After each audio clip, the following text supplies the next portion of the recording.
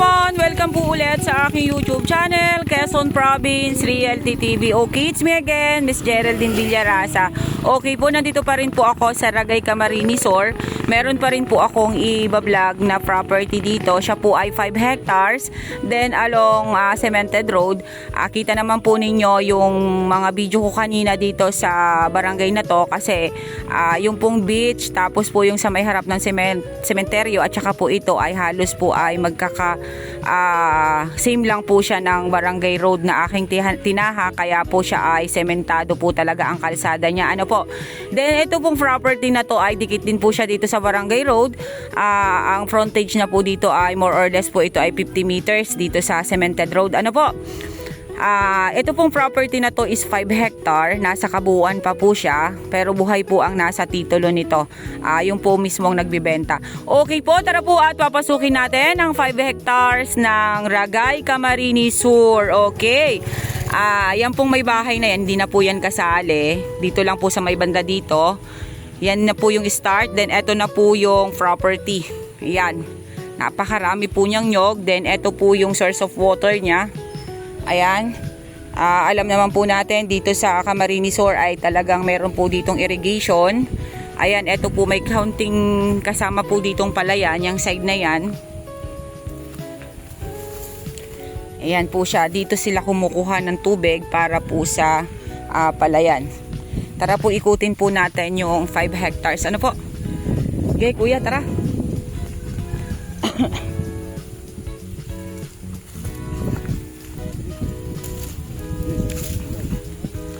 Ayan, yung about po sa electricity, ayan, makikita po natin, may poste po dito ng kuryente or may kable. Then, meron po ditong mahogany sa side na to. Then, hindi po natin iikutin ng buo kuya. Dito lang tayo sa maaabot ng aking mga paa. Ayan po siya. Okay po, dito po naman sa side na to, sabi po ni kuya ay nasa 16 pitak po ang palayan yan.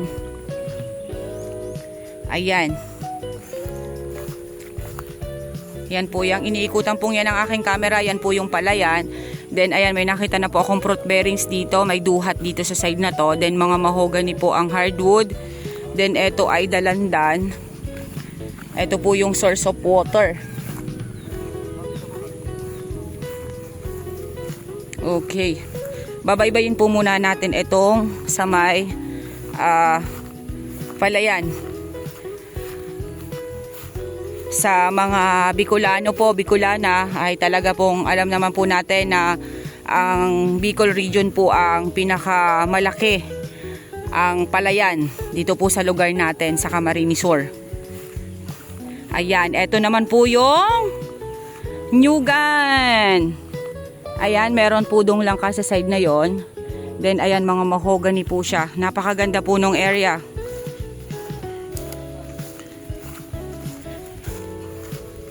Ayun, dun sa kabilang side na yun, Antipolo. Then, ayan po siya. Okay, ayan po, napakaganda po nung area. Talagang productive na productive po itong property na to. Ayan, may mangga po dyan sa side na yan. Ilang puno siya ng mangga. Oh, maputex!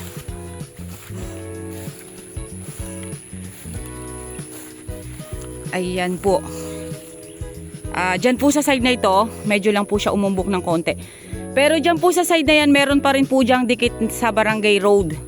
Dito lang po ako sa kabilang side umpisa ng pagbablog. Pero po yung bahay na yan, wala na po yan. Cut na po yan dyan sa ipinagbibili na 5 hectares. Okay, napakaganda po nung area. Oh.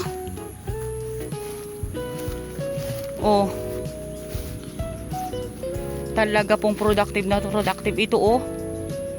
Napakaganda po talaga, promise. Meron ka na pong palayan na pagkukuhanan ng palay or bigas. May bigas na po tayong makukuha dyan. Then dito naman po sa Nyugan ay meron na po tayong ma-harvest na mga coconut.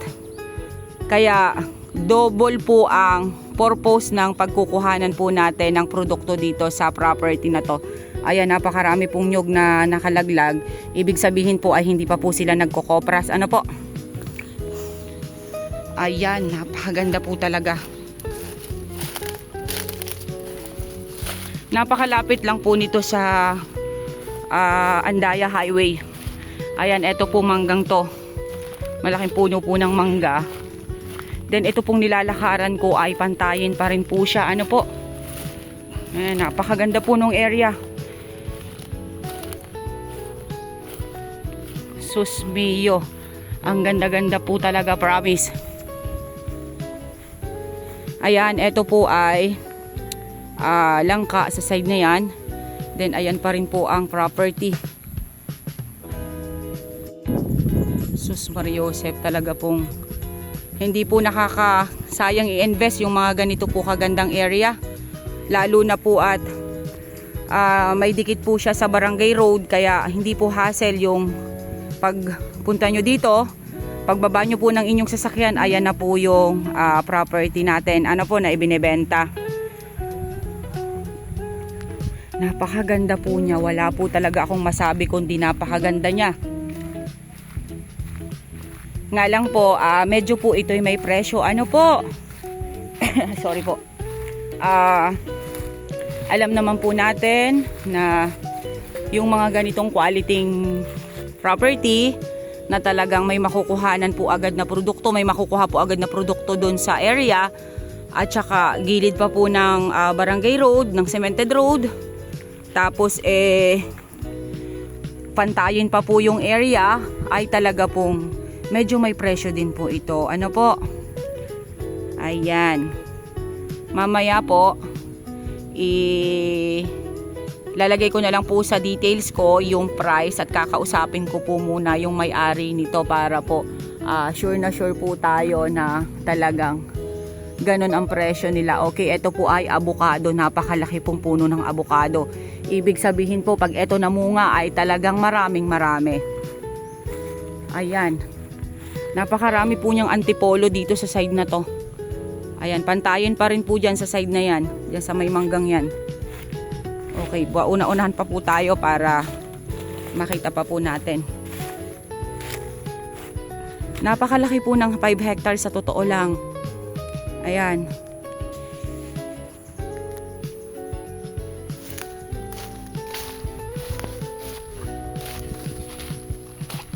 Then ayan, may kakao. Pero ang pinakang marami po talaga sa kanya ay coconut.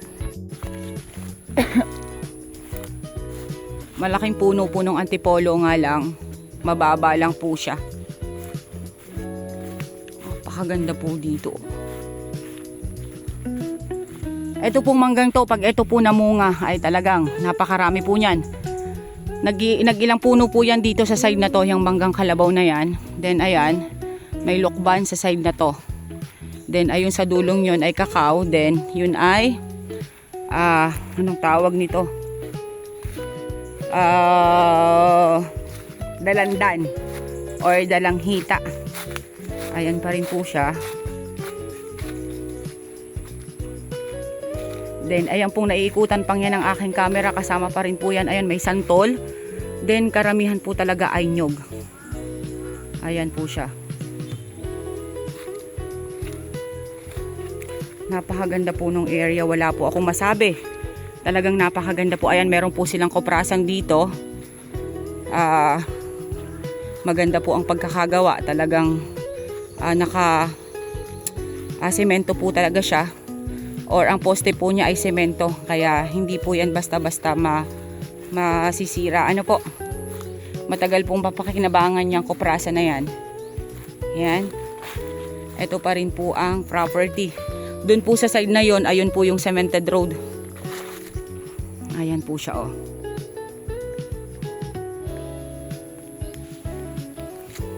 Okay. Talaga pong hindi nakakasawang tingnan. Napakaganda po niya, oh. Oh. Ayun, may mga santol po dun sa kabilang side na yon. Then, langka.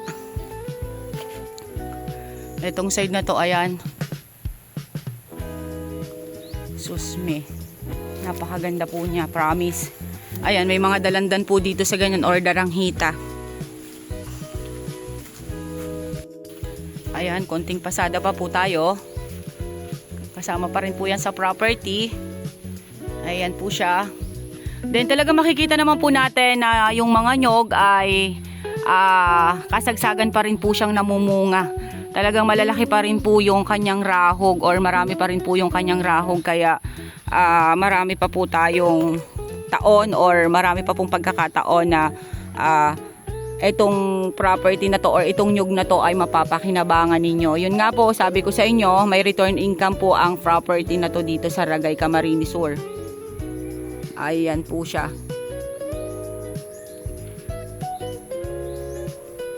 Kung sa ganda din lang naman po ng area, ito na po ang the best.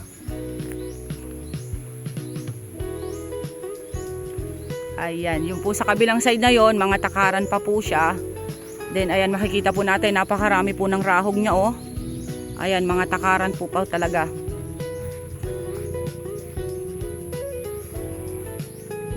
Ang ganda po nung area talaga. Makikita naman po natin dun sa kabilang side na yon, yung may bahay na yan, may bakod na. Ayan. Then yung labas po ng bako dito ay ito pa po yung pinagbibili. Then dun po sa kabilang bahay na yon ay ganun din, may bako din po siya. Ano po?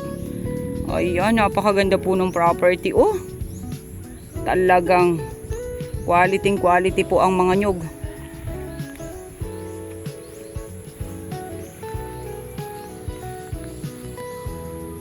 Napakalapit din po pati nito sa bayan, ano po, or sa highway. Then malapit din po ito sa school. Then may malapit din po ditong simbahan. Yun po. Kaya ito pong lugar na to ay matao na rin po talaga. Kaya hindi po nakakatakot ditong bumili ng farm. Kasi sibilisado na rin po ang barangay na to.